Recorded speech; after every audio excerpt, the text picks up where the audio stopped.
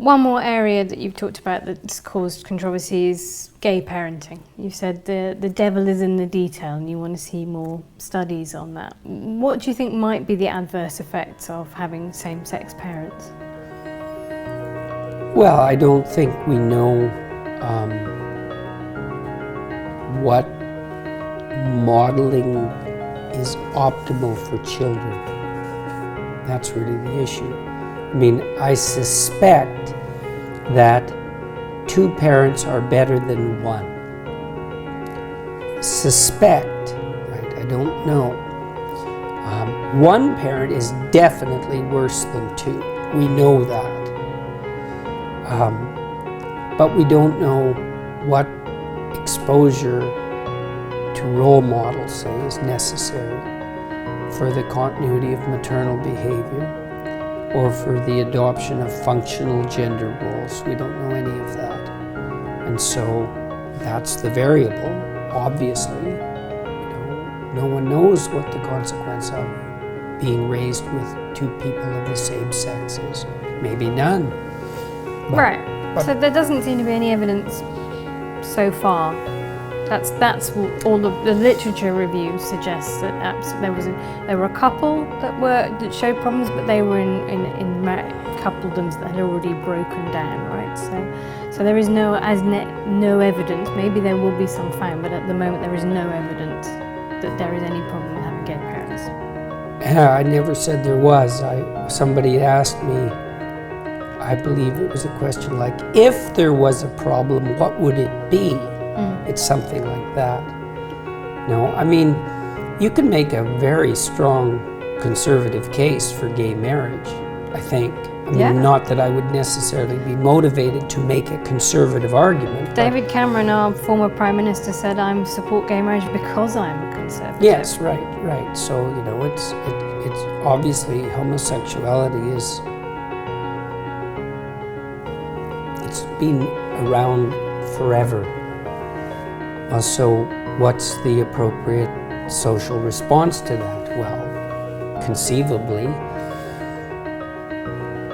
bringing as many people as possible into something approximating the same game.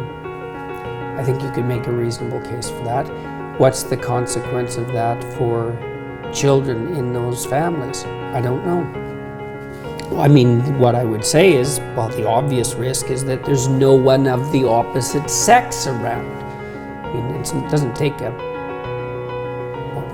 doesn't take the perception of genius to come up with the observation that might be a problem. Now, maybe it's not. And my suspicions are there's probably far more relevant problems with regards to what happens to children that isn't good than that. So this is a way in which, that is now a conservative position to hold. I think it's 20 years ago that would have been anathema to mainstream conservatives. Well, people were concerned with the deterioration of marriage and believed that any additional transformations would further weaken it. And I think that that's not an unreasonable position given how weak it's become. And I don't think that that's been good for people overall. Okay, let's talk about free speech to finish on. You write in your book about Nietzsche, who became the Nazis' favourite intellectual, and you also talk about a professor... Only through his sister's mistranslations of his work. Right. But you talk a little bit as well about another professor whose ideas you thought led inevitably to kind of Maoism, and you said, I don't know how he can't be more worried about where his ideas lead. Do you worry about where where your work might be taken and used by other people? I saw you posing with... I worry about that all the time. With a Pepe flag. Oh, I can't believe you brought that up. Right, but I just think it's... Seriously, I can't believe you brought that up. You should go online. Yeah, I do. There's a... Believe me, I do. There's a video called, I think it's called, Is Jordan Peterson a Darling of the Alt-Right? Have you watched the video of the person who put up that Pepe flag with me? He's online. But Go watch it. I have seen you wouldn't, I would say. And why are you concerned about Pepe anyways? Jesus, he disappeared like 3 years ago. It is. And most of that was trolling by young guys who were trying to drag the media into idiot accusations, like the idea that this was a white supremacist gesture, which I was asked about on CBC. It's like, no, it wasn't. It was Fortran trolls playing the media for fools, which worked. Much of the Pepe thing was that as well. Okay, but the problem with people ironically pretending to be Nazis on the internet. They weren't pretending to be Nazis. But no, this is a separate phenomenon, and the 4chan definitely do ironically pretend to be all of the worst things they can possibly be, is that some people take that very seriously. There was a case in America recently of a guy who stabbed his father because he had thought that his father was a Democrat. He was writing stuff for a conservative website. He'd got very into the Pizzagate conspiracy theory. He was probably paranoid. Right, so there are people who take this stuff very seriously, and they latch onto it. What's your point? I'm saying that, you know, how much responsibility do you feel that you have, particularly guys the alt-right, who, as you say, some of them have enjoyed your work, and say, No, I'm not one of you guys. I'm not with you guys. And they haven't enjoyed my work. I've definitely read bits on the internet. Read more. Okay. Find some evidence. I'm extraordinarily sick and tired of this particular accusation / line of questioning.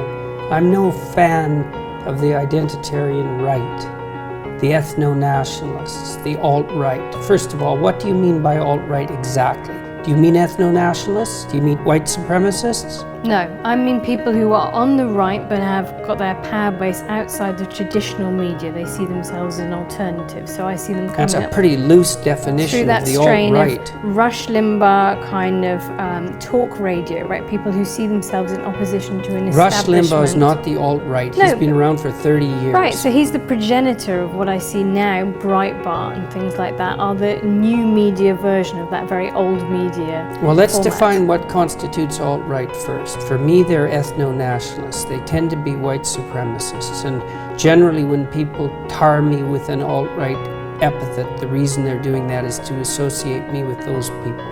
They don't like me. And the reason for that is that I've made it very clear, not only in my videos, but on Twitter, that I don't like them. I don't like their anti-Semitism. I don't like their use of identity politics. I don't agree with their aims. I think that their notion is something like, well, if everybody's going to play identity politics, we're going to play it too, and we're going to win. And I can certainly understand that motivation, but I think it's a bad game all around. And I think the only reason that I was ever associated in any sense whatsoever with anything to do with the alt-right was because it was extremely convenient of the radical leftists, who I fundamentally detest, to paint me as a representative of that viewpoint. Right. Other than that, zero. Now, that's not what I did, you say. So at no point did I say you were Well, you brought up the whole Pepe thing. But I did bring that up. But there was a reason I did that, which is that Nietzsche himself said, I'm an anti-Semite, right? And yet his ideology and his philosophy ended up being used by the Nazis. So my question to you is, how much responsibility do you feel about the It isn't way in even which what I your feel. work It's is not used? how much responsibility I feel. It's how much responsibility I take. Right. Right. And I take as much responsibility as I possibly can. Right. Which is why I'm doing what I'm doing. When I'm going around the world, I'm talking in different cities, I'm talking to people as much as I can. I'm putting out content that I think is useful for people online, and I'm clarifying what I think. I have 300 videos on YouTube. Virtually, for all intents and purposes, every single word I've said to students in a professional capacity since 1992. And despite the fact that I have innumerable, highly motivated enemies, they haven't been able to find one thing I've said in 30 years that, what would you say, justifies any of those accusations, or any other accusations for that matter. So it's quite the phenomena. I mean, I understand it to some degree, you know, because... So, sorry, about the Pepe flag, 'cause you can help me explain this. Why did you pose with it? What were your reasons for doing it? Did people just come up and bring it to you and Yeah, I was like posing with. I've probably been photographed with, I don't know, 5,000 people in the last 2 years. And, you know, it's one after the other, often in groups of 100, 150 or 200 people. And it's like 15 seconds. Right. And they brought this flag. One of them had spoken at the event. They were doing it ironically. They unfurled the flag and we took a picture, and that was that.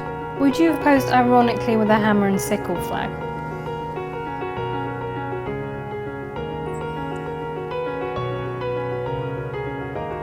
I don't know under the circumstances what I would have done. I have all sorts of Soviet art in my house. Right. Because this is, I think, anybody could get caught out, and social embarrassment is a huge factor, and you don't want to kind of tell people who've been very nice to you that actually you don't want to do the thing.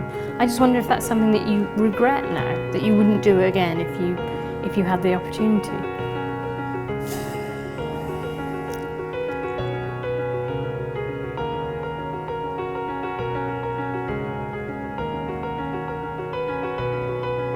Well, I don't think it did me any good.